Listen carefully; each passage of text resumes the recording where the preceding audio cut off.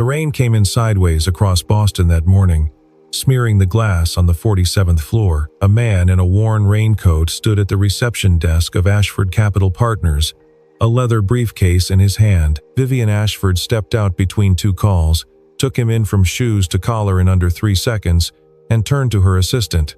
"Get him out of my office." He did not argue. He picked up the briefcase. He left.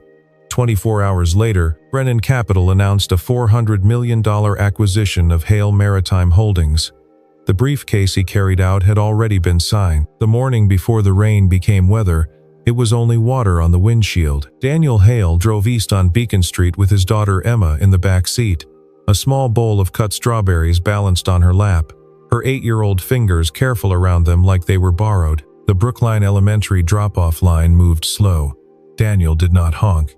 He waited. When the line reached the curb, Emma reached forward and pressed something into his palm. A piece of paper, folded twice. "Open it later," she said. "Not now. Later." He nodded. He watched her walk across the wet asphalt with her backpack tipping sideways. Watched until the door of the school closed behind her. And then he set the folded paper on the passenger seat beside his briefcase. He did not open it. The briefcase held a single document, the final signature page of a $400 million transfer.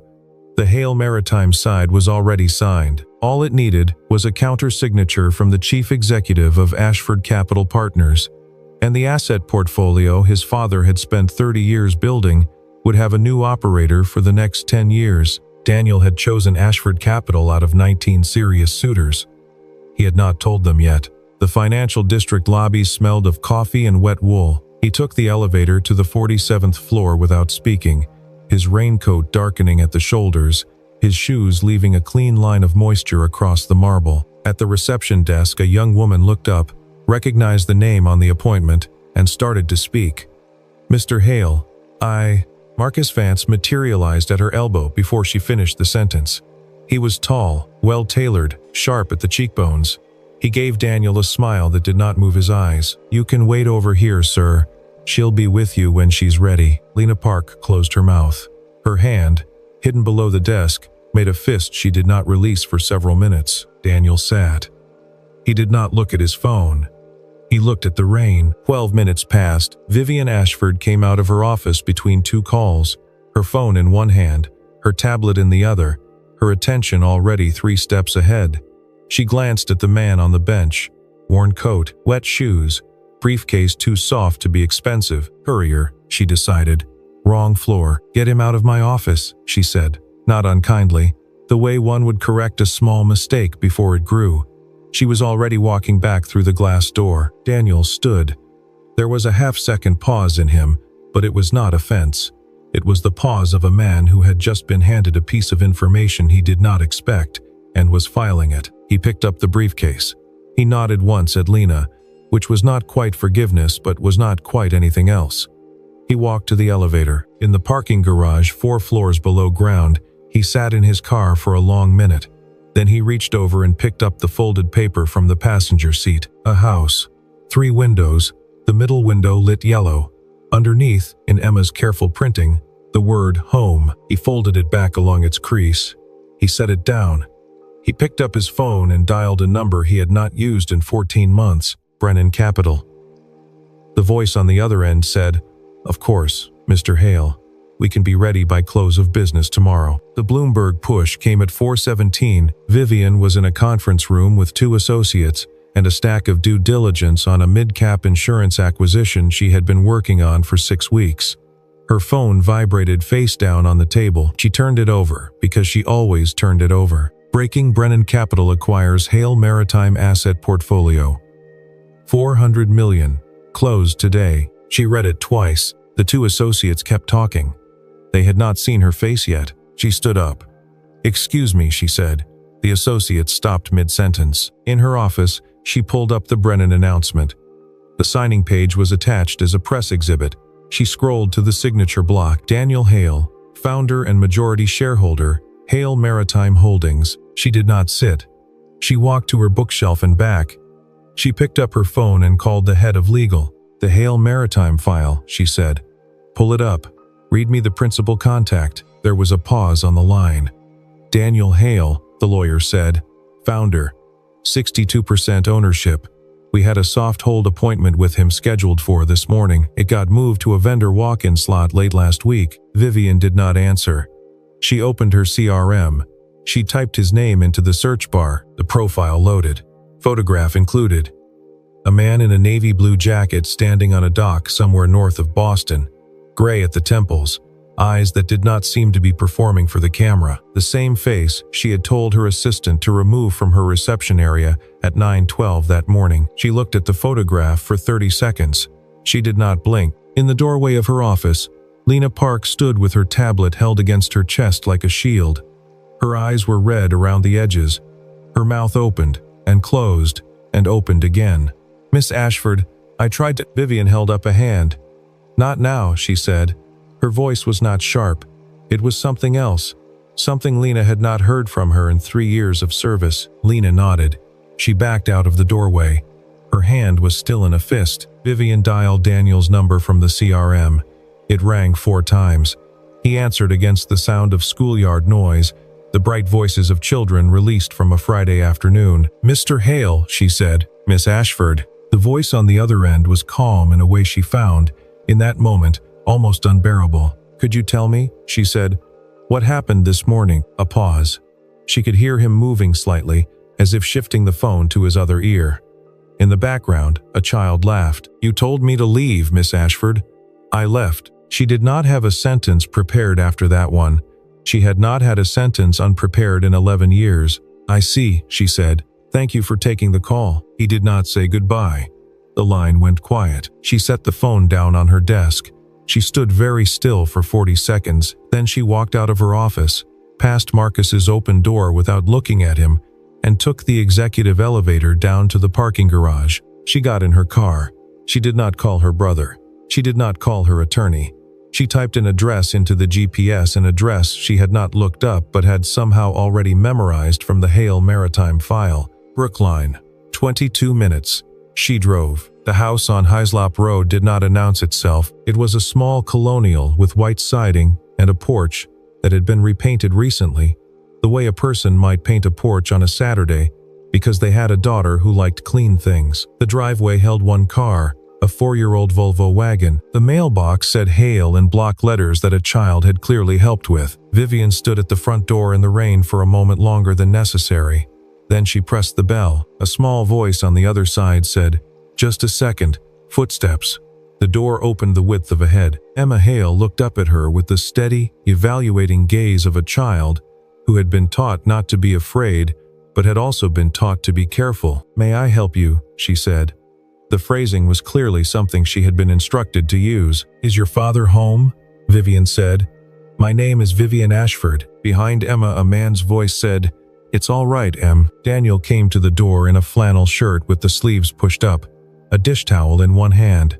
He did not look surprised. He looked, if anything, like a man who had been expecting a guest and had not yet decided what to feed her. Come in, he said. You're wet. She came in. The house smelled like baking, although nothing was in the oven that she could see. He handed her a clean towel, which she used on her hair and then her sleeves, and then he said the word coffee like a question, and she nodded, and he poured. They sat at the kitchen table. Emma had disappeared into another room. I owe you an apology, Vivian said. The words came out the way she had practiced them in the car. They were correct. They were complete. They were also, she realized as soon as she heard them, completely insufficient. I owe you a real apology, she said. Not this one. He nodded slowly, like a man receiving a piece of information he was not yet ready to evaluate. The deal is signed with Brennan, he said. As you know, there is a due diligence window of 7 days. If Brennan misses any term I have the option to rescind. I see, she said. I am not promising anything, he said. I am not asking you to. He looked at her then, for the first time directly, and she felt herself examined the way she had examined him at 9:12 that morning, except without the cruelty. I came to your office, he said, because I wanted to see who would be running this asset for the next 10 years. I left because you already told me. She did not argue. She did not have a sentence prepared. For the second time in 3 hours, she sat in a moment with no script. Emma came back into the kitchen with a small glass. She set it on the table in front of Daniel and looked at Vivian for a beat, not long, not short, and then walked out again without speaking. Vivian stood. She thanked him for the coffee. She drove back to Boston in silence. At the kitchen window, Daniel watched the Volvo's reverse lights against the rain. "Was she nice?" Emma said from the hallway. Daniel did not answer right away. "She's tired," he said. She did not sleep that night. At 7 the next morning, Vivian called her head of IT, not Marcus, who oversaw operations including IT, but the technical lead directly, a man named Devon, who had worked at Ashford Capital for 9 years and owed his career to a hiring call she had made over Marcus's objection. "Devon," she said, "I need an audit log on my Outlook calendar for the past 2 weeks. Every edit, every editor. I need it by 10. Devon did not ask why. He said yes ma'am and hung up. At 9:40, he walked into her office with a single printed page. He put it on her desk. He did not sit. The appointment that became the vendor walk-in slot at 9 o'clock Wednesday morning, he said. It was originally titled Daniel Hale Final Signature, scheduled for 2 o'clock Tuesday afternoon. The first edit moved the day and time. The second edit changed the title to Vendor Walk-in and removed all attendee information. Both edits were made from the same account, he said. Marcus Vance. Vivian thanked him. She told him to keep this between them. He nodded once and left. She sat for a long time. Then she did not pick up the phone to call Marcus. She did not pick up the phone to call the chairman. She picked up the phone and called Daniel. "I would like to see you again," she said. "Not at your house. Somewhere of your choosing." He gave her an address in Cambridge, a second-floor office above a bookstore near Kendall Square. No company name on the door. He told her 2 o'clock. The office had 2 desks. One was empty. The other had a laptop and a stack of legal pads and a coffee cup. Behind the desk, 3 full bookshelves, maritime law, the history of the Atlantic shipping trade, 2 shelves of biographies of Navy officers. On the windowsill, a framed photograph of a man in his late 60s standing on a pier with a younger man, Daniel, and a much younger Emma between them, laughing. Daniel offered her tea instead of coffee. She accepted. They talked about the portfolio for 4 hours. He knew the depth charts of every harbor in the network. He knew the names of the 2 port managers who had been at the Gloucester terminal since 1987, and which of them was retiring next spring. He knew the union contract revisions going back to the late 1980s. He knew which terminal needed dredging in the next 24 months, and which one could absorb a 5% volume increase without any infrastructure investment at all. She did not ask any of these questions to test him. She asked them because she was, for the first time in a long time, learning something. She did not mention Marcus. He did not ask. At 7:15 she stood up. He handed her a file folder. 4 names, he said. Operational leads I would propose for the transition if Ashford ends up running this asset. You will want to do your own diligence on them. But that is where I would start. She took the folder. "Thank you," she said. The word came out simply. In her car, she did not put the folder on the passenger seat. She rested her hand on the cover for a moment before she started the engine. Then she drove. Friday afternoon, she went back to Cambridge without calling. She climbed the stairs and stood in the doorway. The office was empty, but the lights were on. She heard footsteps coming up the stairs behind her, Daniel, with Emma in tow, both of them carrying small grocery bags. After school pickup, then a stop at the Whole Foods on Mass Avenue.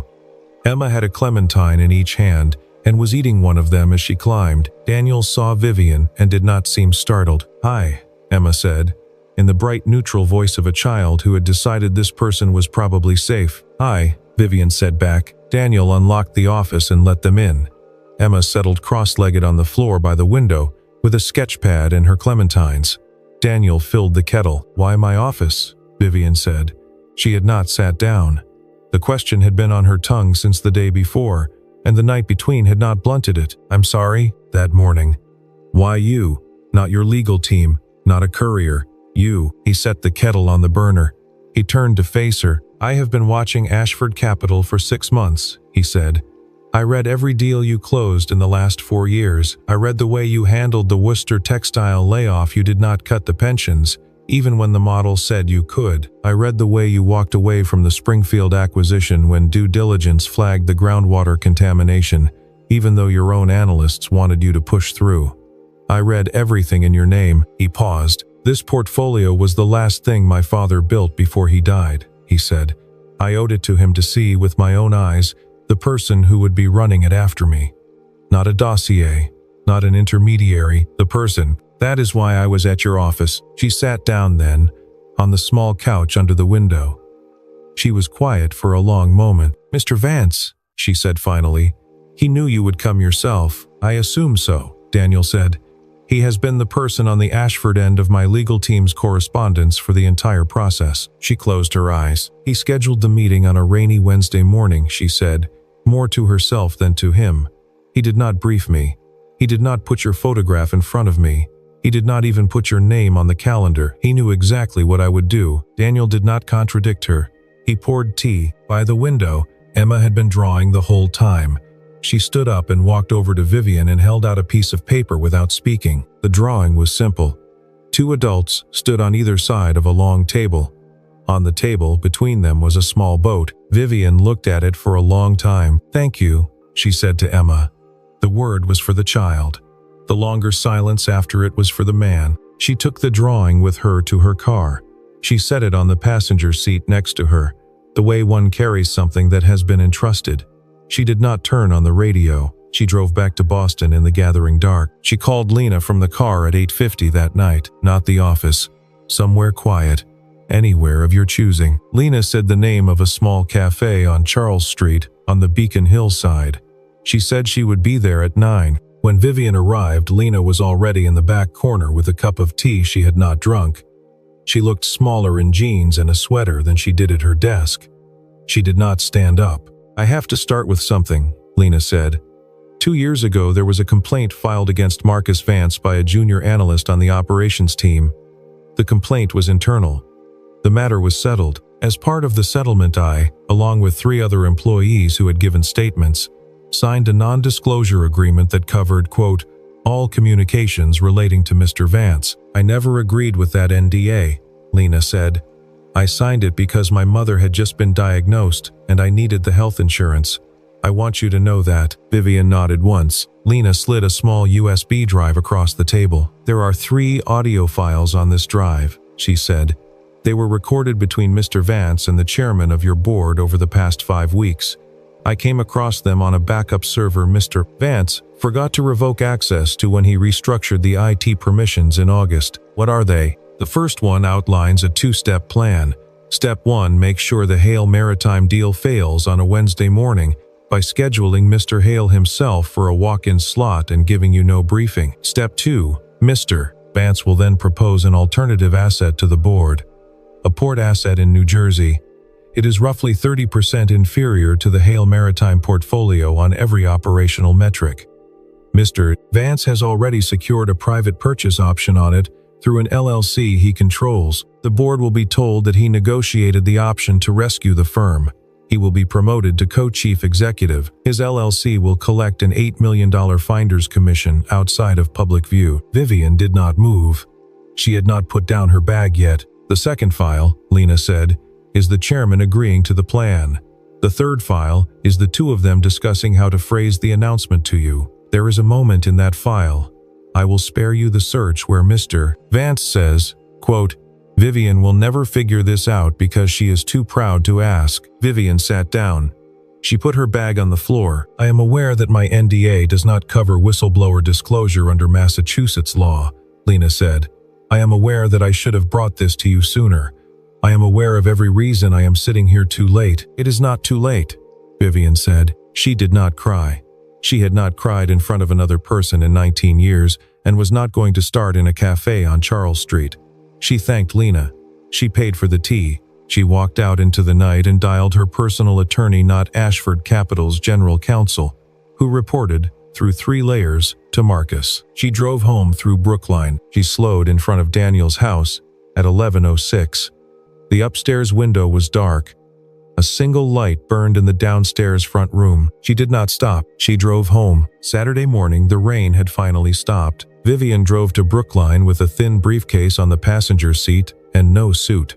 Jeans, a gray sweater. The kind of clothes she had not worn outside her own apartment in 5 years. Emma opened the door before she could ring. "He is making pancakes," Emma said, with the gravity of a person reporting a serious event. "Come in." The kitchen smelled like butter and a small fire. Daniel was at the stove in a faded flannel and an apron Emma had clearly chosen for him, which had a cartoon whale on the front. He nodded at Vivian without surprise. The third place at the small kitchen table was already set. "I have something to play for you," Vivian said. "Eat first," Daniel said. "Then play." She ate. The pancakes were good. Emma told her, with deep seriousness, that the trick was buttermilk. After breakfast, Emma carried her plate to the sink, put on a coat, and went out into the small fenced yard with a sketch pad. Vivian put the USB on the table. Daniel wiped his hands on the dish towel and sat down across from her. She did not introduce the files. She pressed play. They listened to all three. 26 minutes. Daniel did not interrupt. He did not change expression. When the last file ended, the kitchen was very quiet, and a small wind moved the curtains over the sink. "I want to say two things," Vivian said. He waited. "The first is that I am not asking you to give the deal back to Ashford. I am not here to negotiate.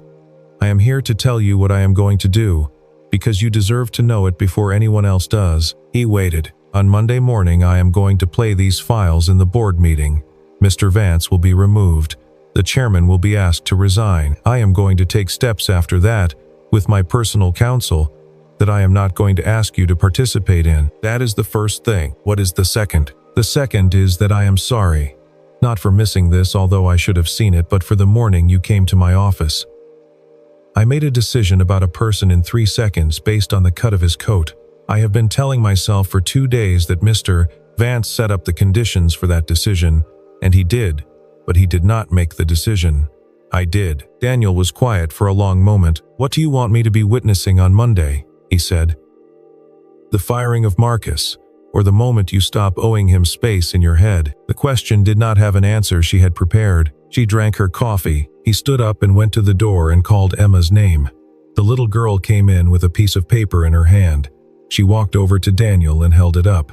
He bent down to look. It was a house with 3 windows. The middle window was lit yellow. On the porch, where there had been no figure in the version Daniel had folded back into his glove compartment, there was now a woman. Emma did not say who the woman was. She handed the paper to Daniel and went back outside. "I will be in the room Monday," Daniel said.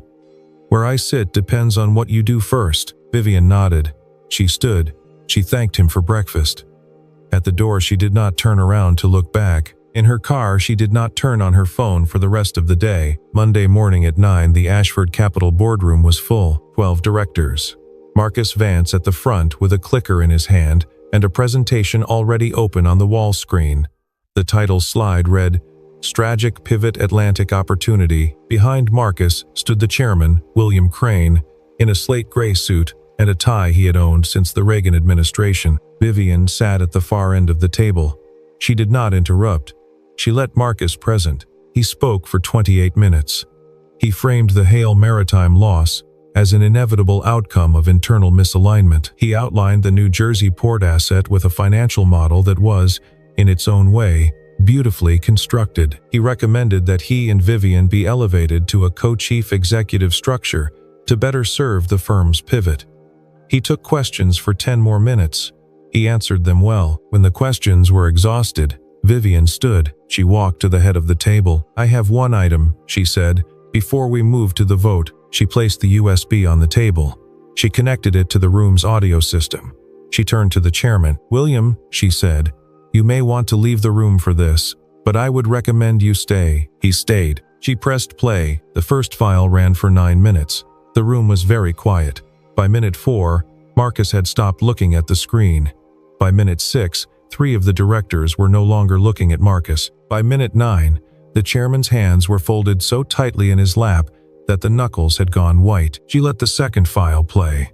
Then the third. When the recordings ended, no one spoke for 30 seconds. A director named Eleanor Briggs, who had been on the board for 18 years and had not, to anyone's knowledge, ever raised her voice, said, very quietly, "I move that Mr. Vance and Mr. Crane be suspended from all duties pending a special investigation, effective immediately." "I second," said the director sitting next to her. The vote was 9-2, 1 abstention.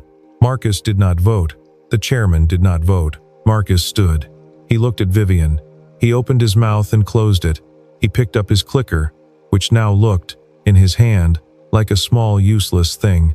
He walked out of the room.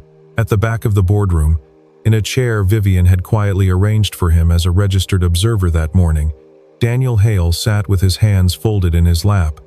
He had not spoken in the entire meeting. He did not speak now. The directors filed out. Vivian thanked them one by one. She did not break composure until the last one had left. In the hallway by the elevator, she found Daniel waiting. He had his raincoat folded over his arm. "Why did you come back?" she said. She did not say thank you. She had decided in the car that morning that thank you was a word she had to earn. He looked at her for a moment. "Because you were right about the deal," he said. "You were just wrong about the person carrying it." The elevator chimed.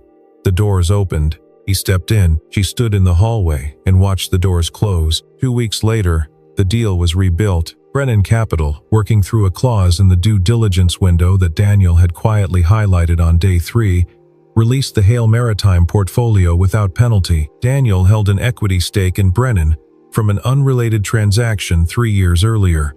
The release was not exactly a favor, but it was not one either. Ashford Capital picked up the asset at the original terms.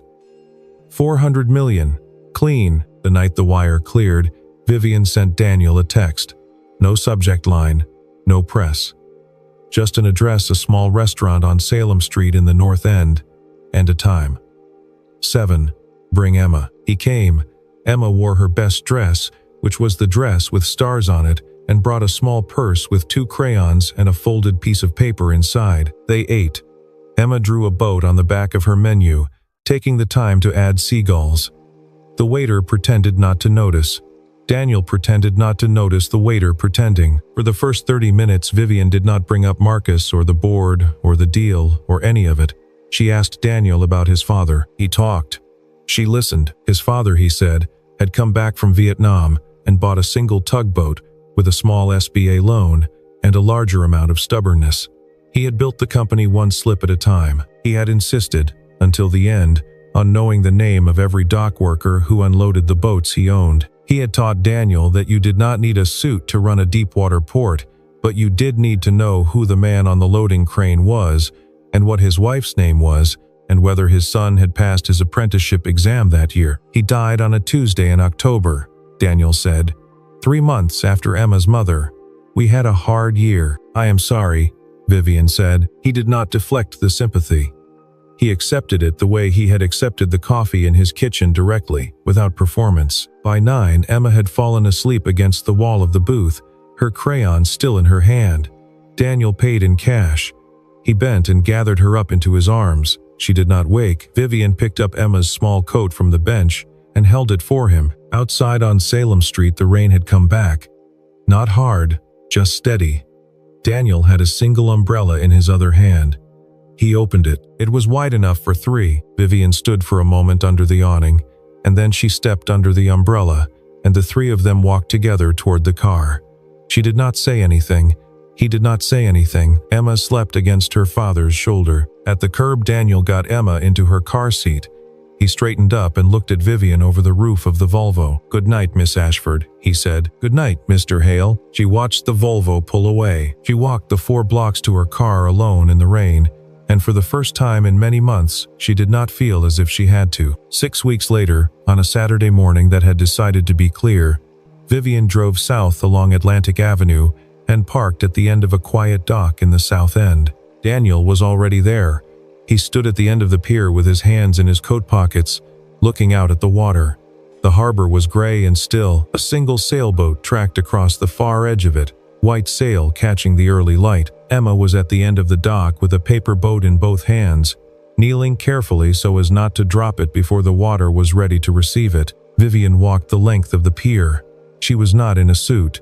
She was not in cashmere. She was in a raincoat, an old one she had bought 3 winters ago, and never worn, because it had not seemed to fit the life she had been building.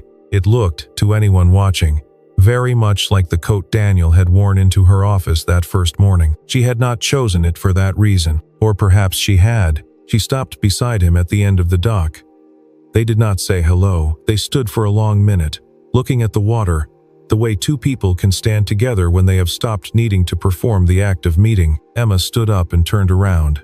She walked over to Vivian and held out a piece of paper, folded twice. "Open it later," she said with great seriousness. "Not now, later." Vivian took it. She did not unfold it then.